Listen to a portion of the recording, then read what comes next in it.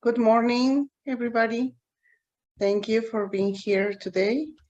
We have our monthly webinar, and we will talk about Advocacy Basics.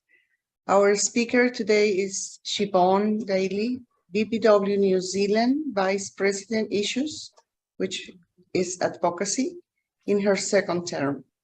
She has previously served as National Issues Taskforce Chair, Young BPW Representative, and Executive Secretary. She has been a member of the Wellington Club New Zealand Capital for 7 years. At the club level, she served as secretary. Professionally, Siobhan is an executive officer for a non-profit organization. Thank you, Siobhan, for accept to be our speaker. The floor is yours. Hello and good morning from New Zealand, where it's just past midnight. I'm just going to share my screen. And is the presentation coming up okay for everyone? Okay, awesome. All right. First of all, greetings, BPW sisters. I'm Siobhan Dilly, Vice President Issues, BPW New Zealand, and I'm so pleased to present to you on Advocacy in Action, Advocacy Basics, how to design and run an advocacy program. I want to start with a big thank you to Yasmin and Anne and all of those involved in preparing these wonderful seminars. They're a fantastic resource for members, and it is humbling to have been invited to share our New Zealand experience of advocacy. All right, just make sure that we can flip through.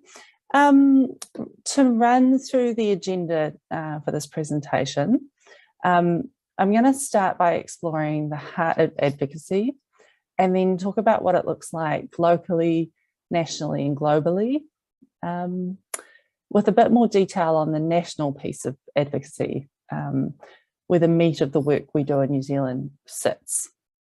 I'll give an example of our BPW Wellington campaign on the gender pay gap at retirement, and I'll cover some suggestions about how to get advocacy efforts underway. And that should leave us with time for some Q&A, questions and answers. So my hope for this presentation is that by sharing BPW New Zealand's example, you feel more equipped and inspired to undertake advocacy action and become change makers yourselves, whether as individuals or groups. For those already undertaking work in this space, this presentation may give you ideas on new approaches or to refine your work. BPW gives us this great opportunity to collaborate, share good practice and support one another and hopefully uplift and enrich our work.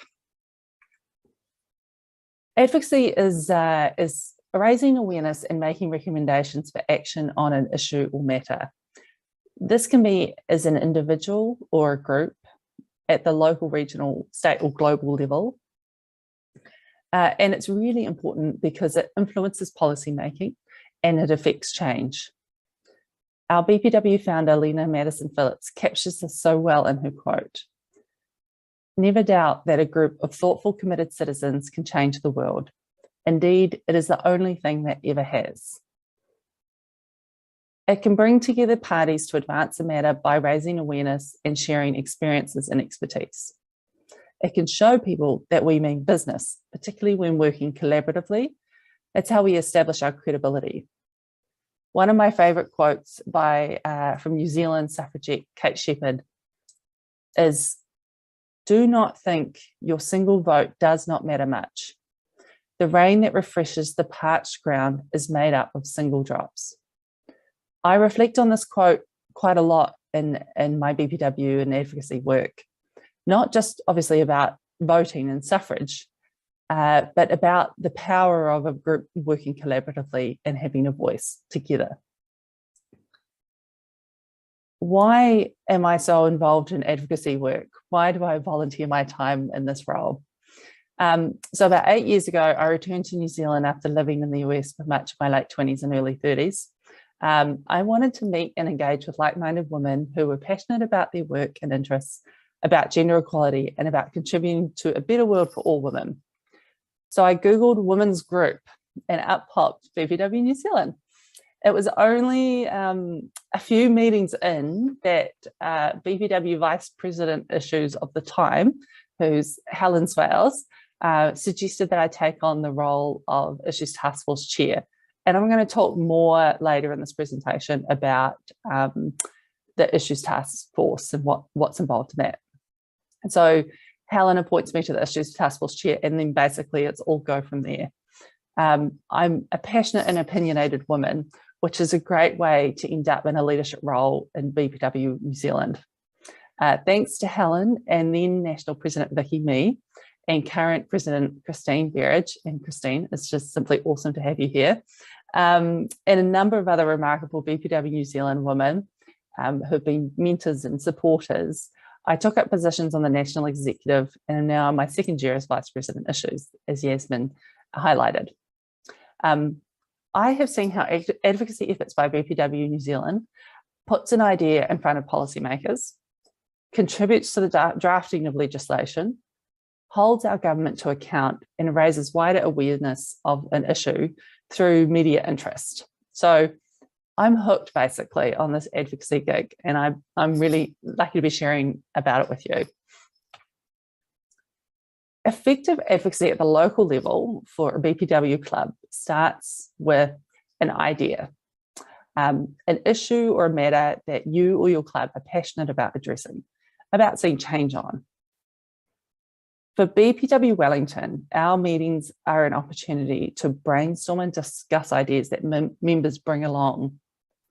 Starting with that idea, that seed, we water it and offer it sunlight through research, discussion, hearing or reading from experts on it, and that gives that seed an opportunity to sprout and flourish.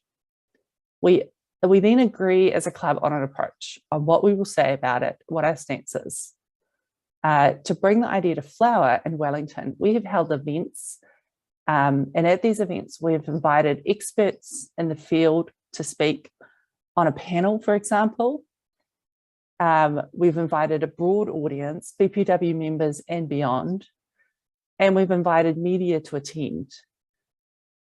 We issue media statements to promote our efforts and draw more people to engage on this matter. A media strategy can help put the matter front and centre with policymakers.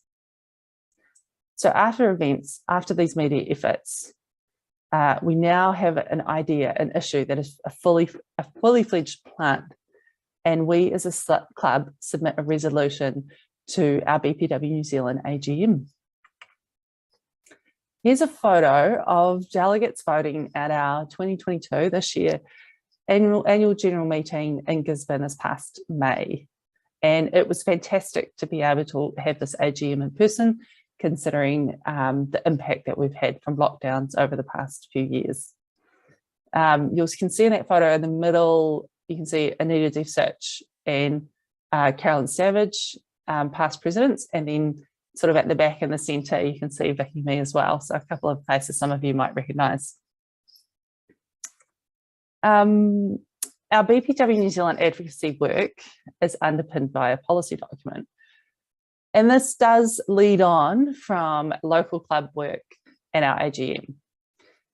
This document, it's over 75 pages at the moment, lists all current and historical policy agreed at our AGMs. For advocacy, our external policy in this document guides us in what we speak to publicly. External policy topics include education, justice, healthcare, the status of women, a raft of different policies on different matters. So it guides us in what we speak to publicly, because by referencing our policy, we know we are speaking with the voice of our members through their voting at our AGM. Of note, also in this document, is our internal policy, which includes our commitment to different UN treaties and bodies, including the Sustainable Development Goals and the UN Global Compact. Affiliations with other groups like National Council of Women, New Zealand Federation of Multicultural Councils, and Pacific Women's Watch is also captured in our internal policy in this document. And so these are concepts or commitments that feed into what we advocate around. So a local club is going to come up with a resolution it gets put forward to our AGM, it ends up in our New Zealand policy document.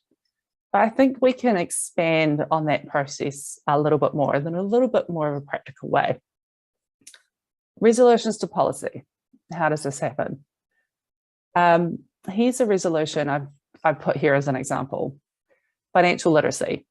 That the New Zealand Federation of Business and Professional Women, BPW New Zealand, Inc., urges Parliament and the Ministry of Education to implement a financial literacy program into the school curriculum as a mandatory subject for all students from year 7 to year 13. This was a resolution drafted in 2016 by a club, submitted to our resolutions chair by the deadline, which is usually 1st of December for the coming year AGM, put on the floor at our 2017 AGM and passed into policy. Running through this process, club member submits a resolution, another club member seconds it, the resolutions are then compiled and sent out to all the clubs and members. They have the opportunity to review it, to decide together how they will vote, and then the resolution's tabled at the BPW New Zealand AGM. And throughout those steps, there's always edits happening to resolutions. They're always being honed, or the language has been perfected for advocacy work. At our AGM, if passed, they're voted in and become policy, and it guides our advocacy work. And then often one of the key actions is that resolutions may require a lobbying letter to a relevant minister or government body. From our AGM, resolutions are recommended for presenting to International Congress on an ongoing basis. If it is felt that a resolution is a good fit to become an international resolution, it is noted when the resolution comes to our national conference. The resolutions team then processes them when the call for resolutions to Congress comes and finds a supporting country to second the resolution. Right, so let's talk about our regional national advocacy. It's not dissimilar from our local work. Actually, I just want to note that I refer to regional national advocacy, but New Zealand's such a small country that we don't really have that regional level advocacy. But I do recognise there are many, many countries much, much bigger than New Zealand that have that government or bureaucracy at the regional level. But I'm sure these concepts and principles apply at both levels. So the bulk of our advocacy work, the nuts and bolts, is the first 3 items: letter writing, parliamentary submissions, and government consultation. Letter writing is a key kind of activity we undertake, because that is how we're communicating about our policy directly with ministers of parliament, and them being policymakers. So I mentioned that often an action item for a resolution at conference is a letter to Parliament. And so it is on the VP issues to get a letter drafted, which is something that we require our movers to do. Draft that letter, review it, edit it, and put it to the President for approval to send to the Minister of Parliament. Along with letter writing, parliamentary submissions is another key activity. The New Zealand parliamentary website has quite a sophisticated system of showing which legislation going through Parliament is currently up for public consultation. With our parliamentary submissions are usually, well, they're always a PDF letter form document. And I'm going to talk in a lot more detail about what we have in these submissions later in the presentation. So we submit our letter submission, PDF document, to Parliament via the online website. We upload the form and send it away. Parliamentary submissions start with written submissions, and you have the option to state whether you're happy to do a spoken or oral submission if they are seeking oral submissions. And we typically say, yes, we would be happy to speak to our submission in person. And so quite often we're doing oral submissions as well as written submissions on a piece of legislation. government consultation is where different government organisations are inviting public input on a piece of policy they're developing. And this is another key piece of work that we undertake. So we are tracking the relevant ministry websites like Ministry of Health, Ministry of Justice, Ministry for Women, and also Department of Internal Affairs, Law Commission, Human Rights Commission, and Statistics New Zealand. And I raised the last one because it's a good example of a submission we've done recently is to Statistics New Zealand on the disability survey. They invited public input via their website. So basically you're looking for the section on their website where it's usually called Have Your Say, and they'll have a list of the items that they have open for submission. They'll have a link to how to submit, some details, and often they'll have some questions they'd like people to answer, some specific questions that they're seeking public input on.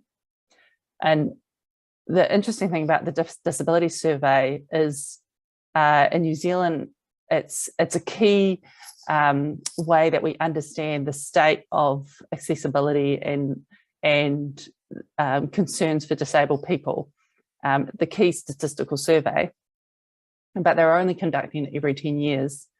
And the treaty monitoring committees for the likes of the Convention on the Rights of Persons with Disabilities wants up-to-date data. So our submission talked about how if you only have this very important survey every 10 years, we can't provide up-to-date data to the monitoring committee for the Convention on the Rights of Persons with Disabilities. That was a key element of our submission, that and please have a good sample size to make it quite statistically representative. And I just want to note past president and life member Diane Glenn, who were the brains behind that submission. Right, so that was a bit of a segue, and now I'm going to go back to my slide. We've got NGOs and allies, like National Council of Women, initiatives like the Women's Empowerment Principles, where we're creating connections with like-minded groups. National Council of Women invite consultation from all women's groups that are members into their submissions. And it provides another avenue for us to put a voice forward to policymakers. Reference groups and connections with members of Parliament. Probably the key ministerial reference group we're involved in is called International Women's Caucus.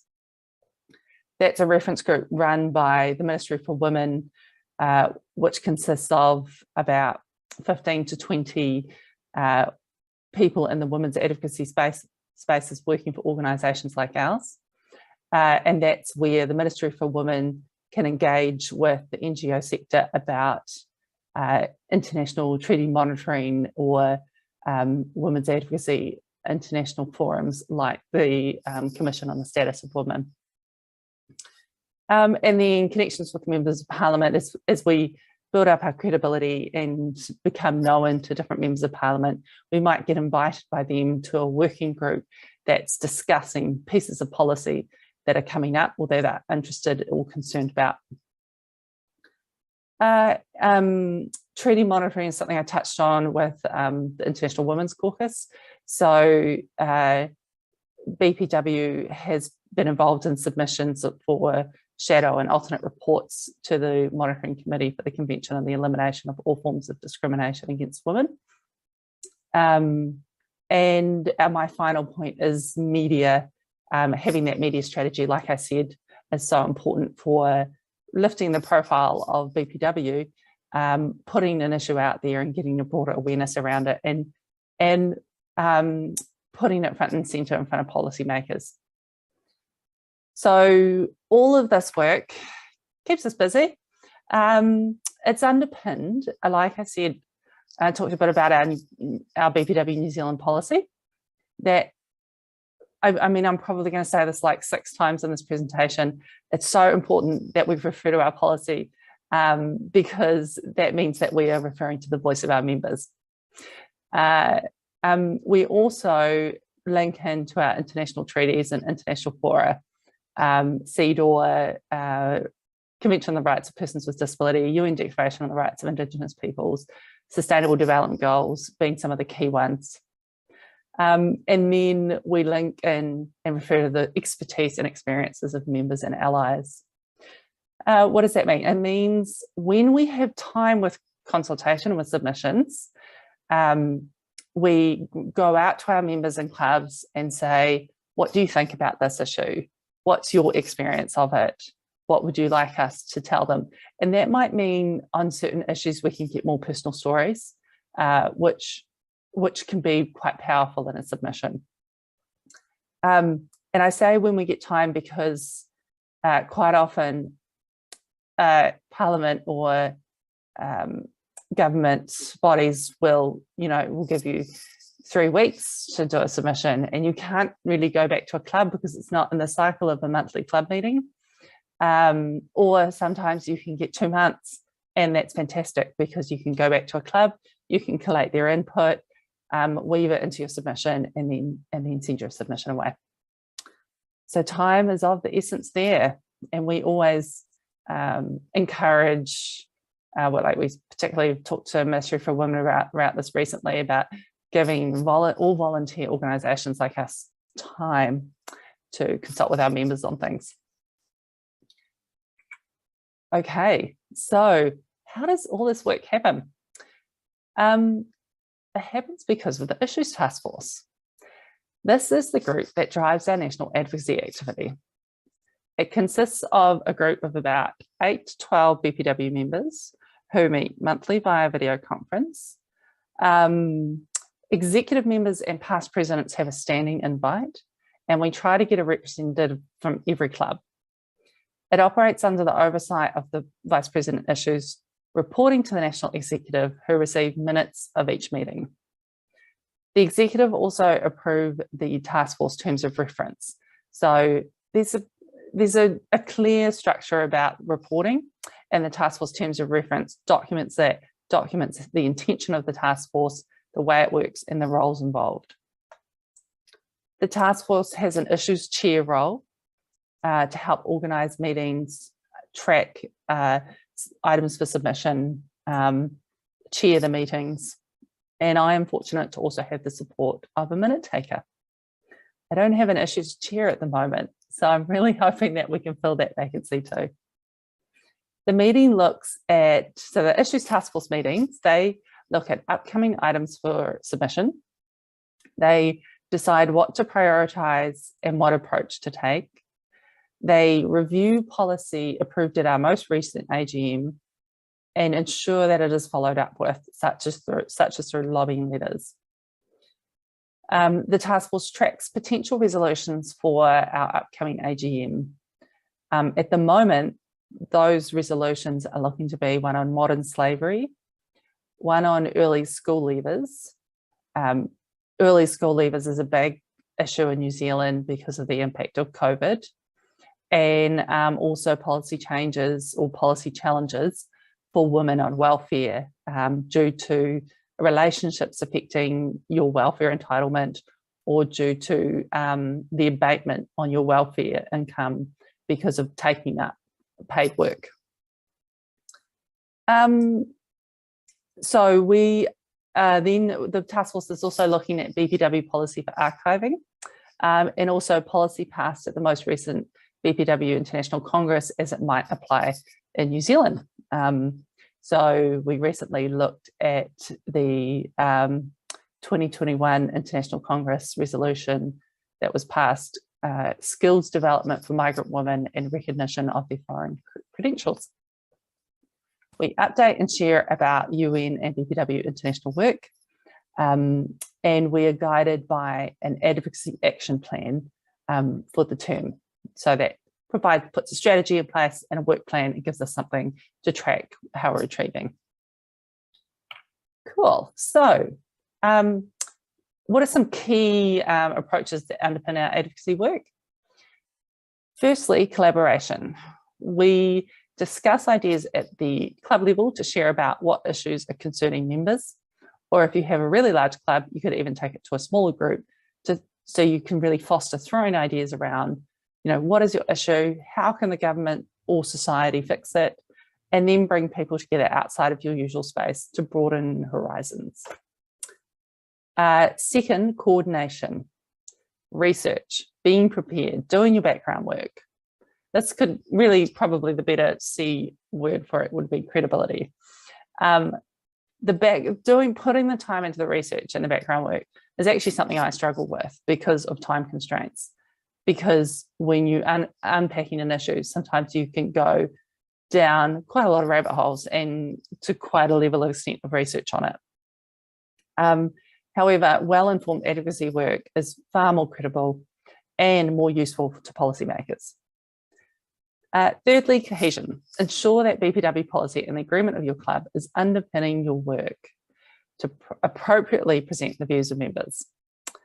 As Kate Shepherd teaches us, the voice of a group is more powerful than an individual alone.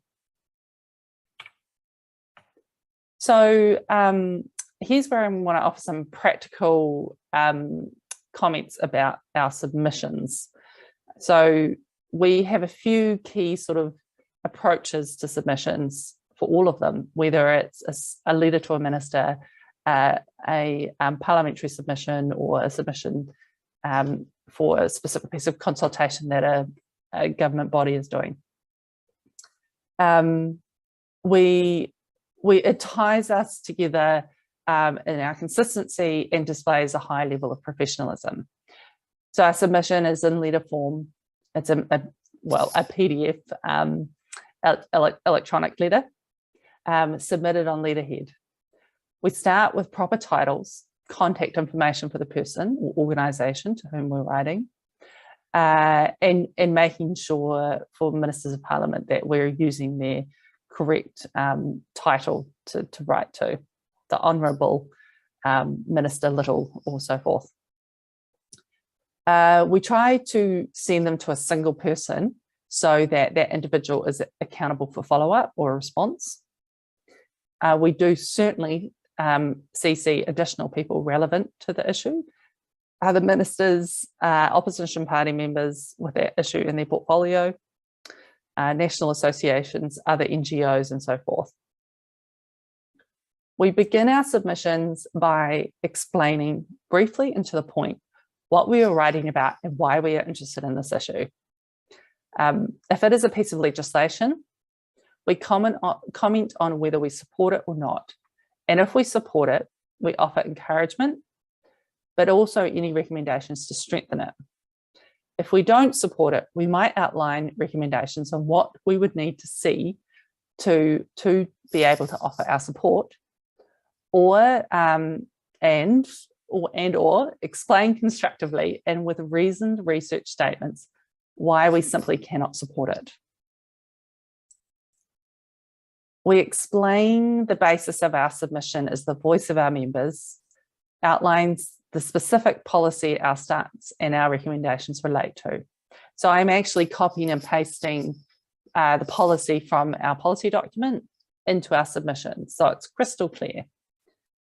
And then we also refer to any international treaties or initiatives like the Sustainable Development Goals that underpin our submission as well. So I'm then looking at the Sustainable Development Goals, the sub-goals, and incorporating them word for word in our submissions. We finished by outlining in about 3 paragraphs who BPW New Zealand is, our affiliation with BPW International, and through BPW International, our UN credentials. We are professional, we proofread our submissions. We try to make it clear, concise, and easy to read language. We try to avoid waffling on and duplication. And our submissions, we try to be as researched and reasoned as possible. This just all adds credibility. So I want to offer some thoughts on how BPW leadership in clubs and nationally can support clubs and members with advocacy. Firstly, by fostering a culture of caring about the well-being and empowerment of all women and girls. providing safe places. So leadership would be providing safe places for ideas to be raised and discussed. And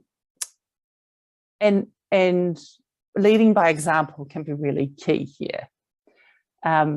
These places for discussion allow members to explore and build on their interests and passions. I know, for example, that each and every New Zealand past president always offers support to our less experienced members in drafting resolutions for our AGM. Secondly, BPW leadership can support clubs and members by offering the tools that they need to engage in advocacy, like having an easy depository for policy documentation so they can access it digitally, letterhead as well, templates and examples, as well as connection to like-minded allies and groups that have expertise in an area, and access to BPW International and UN information. Thirdly, leadership consider putting in place a task force, working group or committee for advocacy, providing structure through terms of reference, and offering support by the presence and investment of executive members. I mention that because I don't think I've been involved in a webinar or a meeting for BPW in the last 2 years as VP issues without another member or multiple members of the executive there beside me.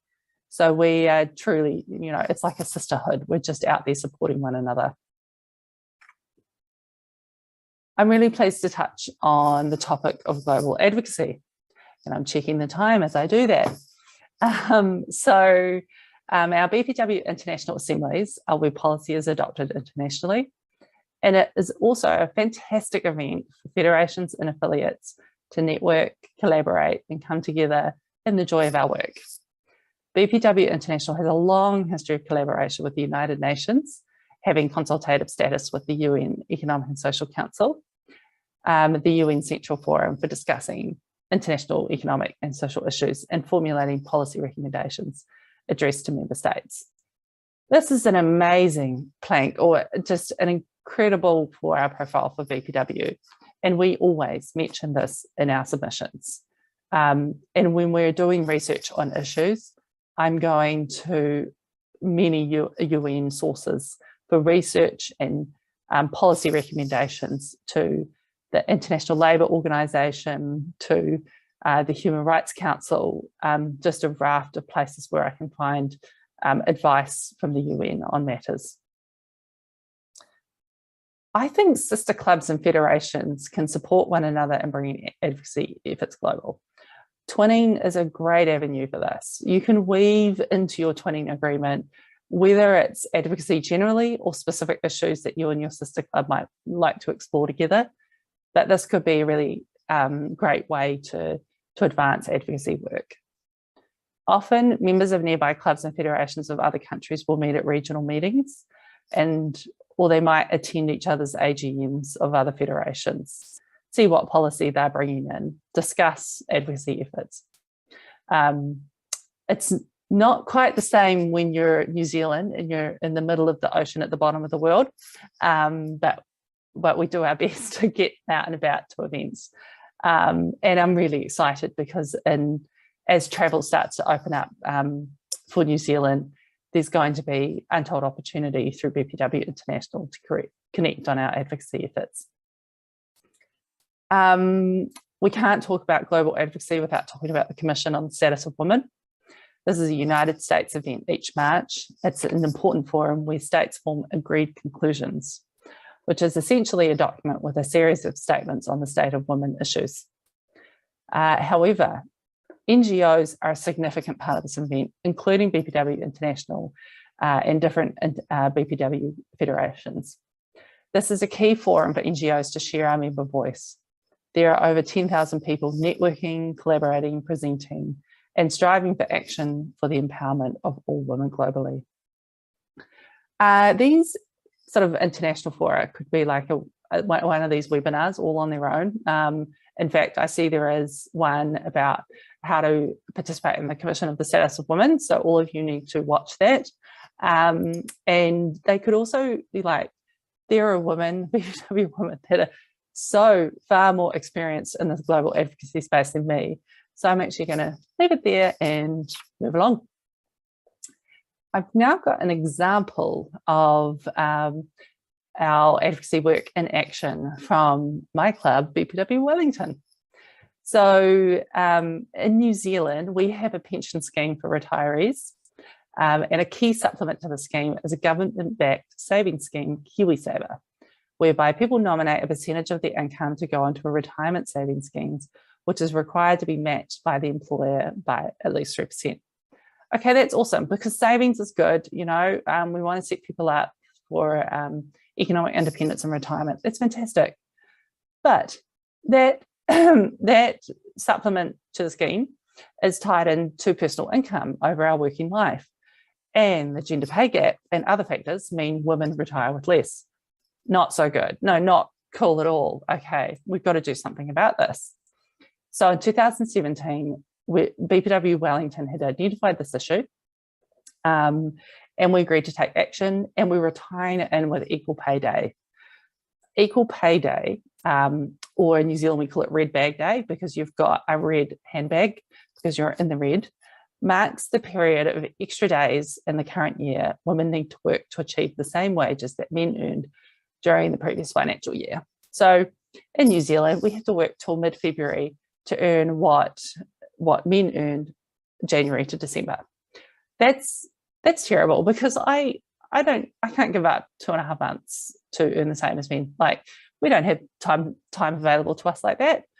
We need to do something about this. Equal Pay Day is marked in many countries around the world. A lot of you may well be familiar with Equal Pay Day and Red Bag Day.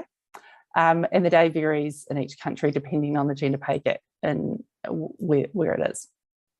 So BPW Wellington organised a luncheon attended by around 20 local businesswomen and political representatives.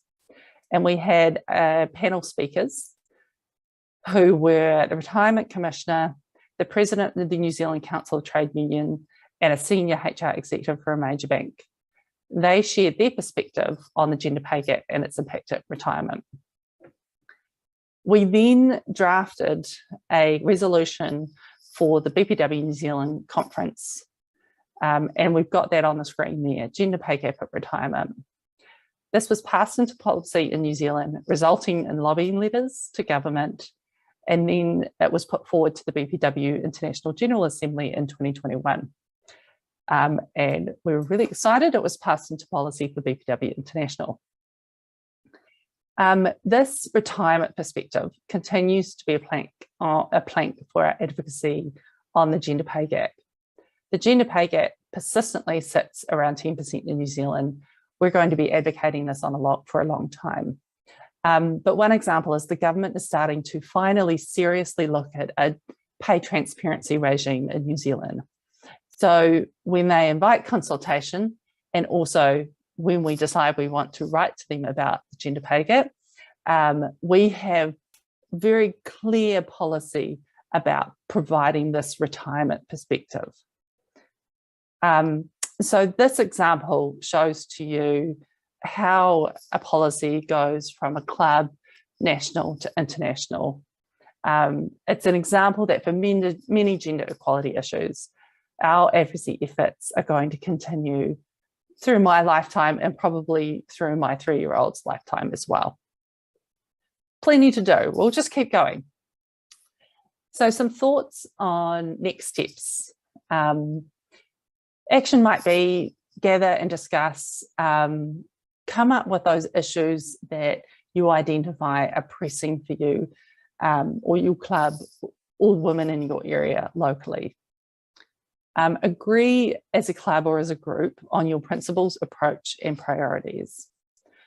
Document your discussions and what is agreed so that you can, it just confirms what you've agreed on, and it's something you can go back to check on later during the advocacy process. Maybe start with just writing a letter. That gets things out there. And in a previous slide, when I talk about the contents of submissions, well, you've got half the letter there. So I suggest if you're looking at really exploring advocacy, keep it simple, sisters. We are an all-volunteer organisation. We have commitments outside of BPW. Can you believe it? Jobs, families, so we need to set realistic expectations for ourselves and be kind to ourselves and one another. I've talked a bit about the different areas that we advocate on, and I've just got a list here as an example. The economic independence and empowerment, particularly the gender pay gap, and we're definitely getting very strong into advocating on the gender and ethnic pay gap, and also the pay gap for disabled people. Representation and leadership, women on boards, healthcare, justice, education, climate change, domestic and sexual violence, and many, many more areas. I would encourage groups to focus on policy or focus on the heart of advocacy, the issues. Try not to get bogged down in the process. Policy, not process. I'm going to just finally touch on something that always guides my BPW work, and that is our beautiful collect. So we have this wonderful legacy of women before us to lean on, and as our foundation people that inspire us. In New Zealand, we refer to our BPW collect in our work very often. It grounds us, it establishes the basic expectation of how we work and how we work together, and it is beautiful. It helps guide our advocacy work. So certain phrases may stand out for you, but for advocacy efforts, I appreciate the line, and may we strive to touch and know the great common human heart of us all. That idea of looking beyond us, caring about what is happening for all women and girls. That brings me to the end of my presentation. I just want to thank attendees and viewers for coming along on the ride. Thank you again, Yasmin, for your introduction, and Anne for the invite. I think we do have some time for questions, but I'll hand it over to the organisers. Thank you so much, Siobhan. This is one of the most comprehensive presentations on this topic that I have ever seen.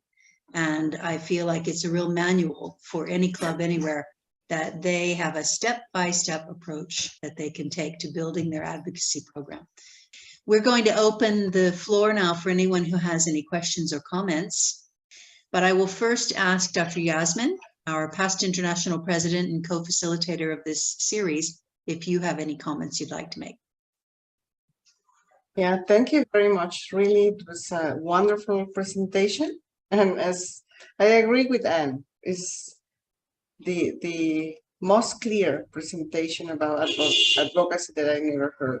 Thank you very much. I just want to ask you if New Zealand have a record or data about the impact of your resolutions presented to the government and in the civil arena?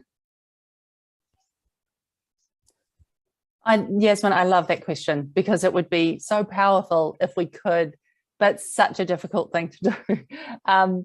What we'd probably be doing is looking at a specific matter that we've advocated on, like the gender pay gap, and seeing where progress is. But often we're advocating on matters that are so societal that it's hard to see progress in general, like the gender pay gap, much less how BPW advocacy has impacted. So often we'd be assessing by, if we've sent a letter to a Minister of Parliament, have we received a response, firstly? So we sent a letter recently about the need for abortion care providers to be well trained and supported in these specialist services. And we did receive a response where the Minister for Health talked about how they are fulfilling that requirement. So that is really helpful and helps inform our advocacy. But Yasmin, to answer your question, there's definitely work that could be happening in the space of tracking and recording the success rate of advocacy.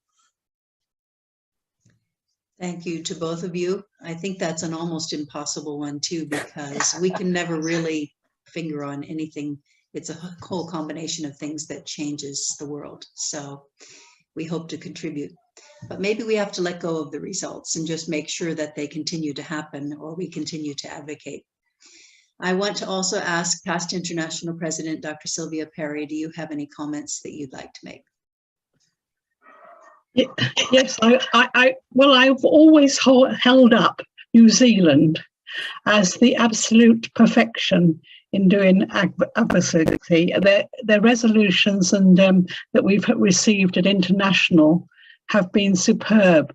And in the UK here, our president isn't here today because she's on holiday, but in the UK, I think when we at the last Congress General Assembly, when we presented something, we did some interaction with you, and that was very useful. We had a joint session, and we hold that up.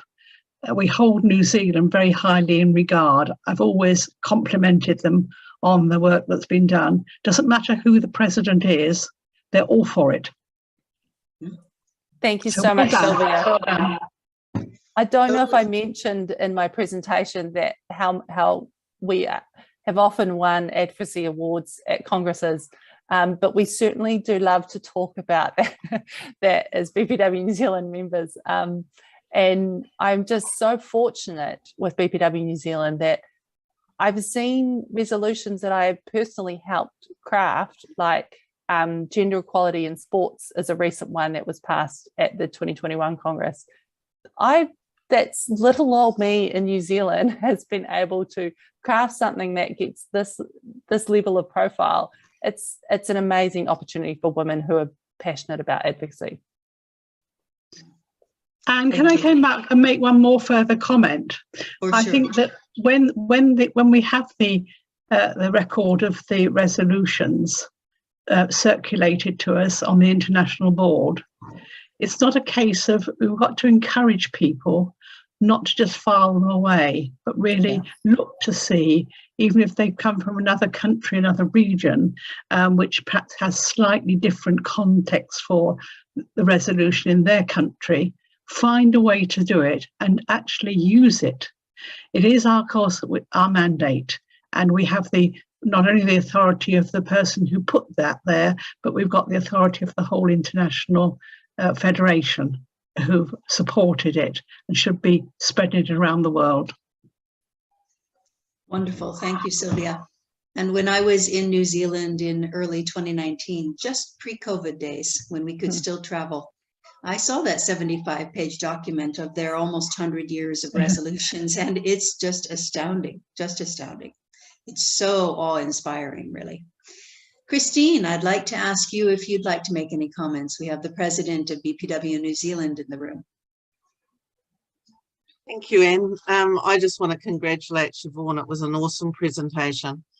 And just to say that in the few years that she's been involved in issues here, we have actually presented quite a lot of documents, not just nationally, but she's done a lot of submissions to government, and it does grow the strength of our membership. And we definitely have that passion out there, and it does start from the grassroots. So you need to grow it in your clubs, because it's really, really important that they are looking at their issues, and they start locally. But a local issue tends to be a national issue that tends to then become, you look and you can see it globally. So yeah, really proud of the legacy that we have.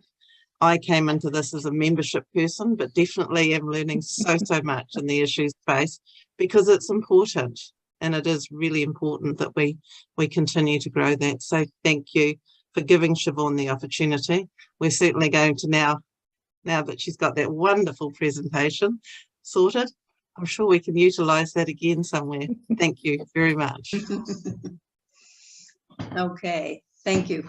And actually, you mentioned, Siobhan, and I'm going to ask people to just think about this while I call on someone else, and then I'll come back to you. But you mentioned about online submissions to your parliament. And I know in Korea, which is one of my former homes, I have many, as many of you know, but I spent some years in Korea, and they implemented just a few years ago an online petitioning program for their government. And if anybody starts any petition and gets 100,000 signatures, the government is required to take certain action. And so online, it's very easy to collect 100,000 signatures. Everyone passes it on social media and you very quickly get that actionable. And so I know that BPW Korea is using this. So I want to, in a minute, ask other people in the room if they're aware of any online functions in their countries that they can connect directly with their government or some other aspect of advocacy. But meantime, we have a current international board member with us. Diana, you would like to speak?